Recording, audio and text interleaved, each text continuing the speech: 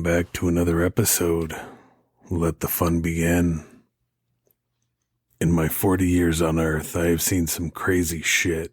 For example, I once helped a paranoid and delusional neighbor get treatment for a drug addiction and got locked out of my apartment.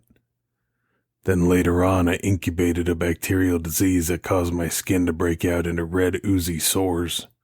But this was much creepier. It all began on my drive home from work on a quiet summer afternoon after replacing a payment terminal at a gas station.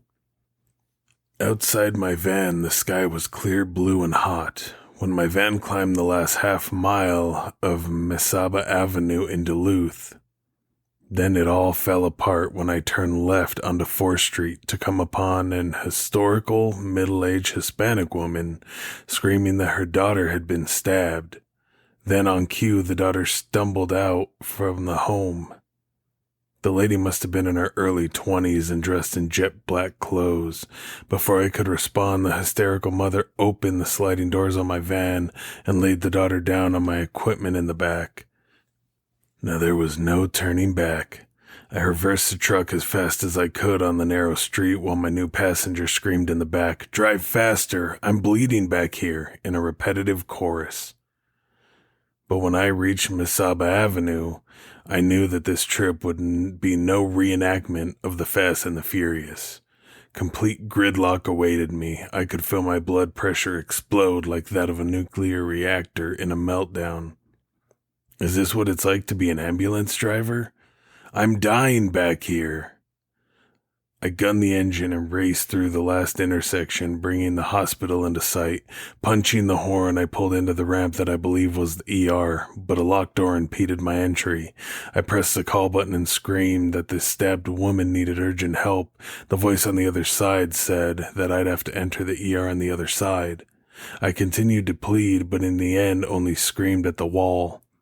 I gave up and returned to the van to find the last line awkwardly on my equipment. "They won't let us in." I lifted her over my shoulder for the last block to the ER, but instead she fell like a sack of sand. At that moment, I felt a terrible wave of sorrow wash over me. Had I failed this woman? Is she about to die here on the hot pavement? I can't let that happen. I ran down to an ambulance parked at the end of the street where the EMTs were inside relaxing. This woman needs help. The EMTs got into action like trained soldiers and got to work applying pressure to the wound. The damsel had been stabbed above her right breast, and the blood had her black shirt shiny like it sparkled in the sun. They cut off her blood-soaked shirt and applied bandages while she laid out on the hot pavement. Then they brought her in the stretcher and rolled her away.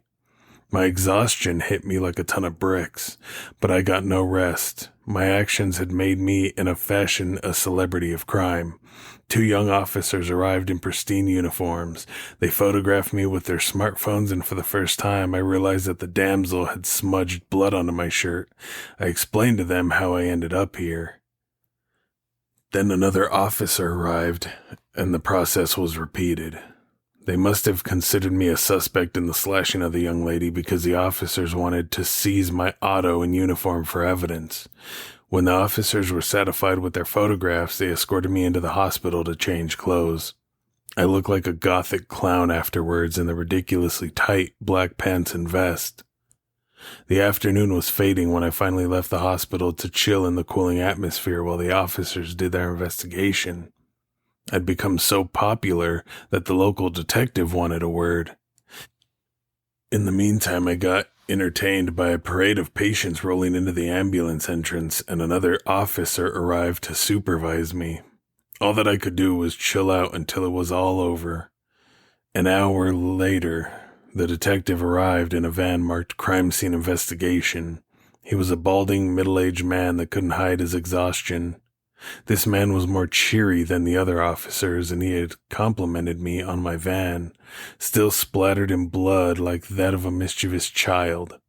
He had a real camera for the first time and took great care in photographing me again and the inside of my van. Then, like a celebrity on a press stint, I explained my recent activity before finally getting let free to drive home to find 4th Street closed by 2 cop cars.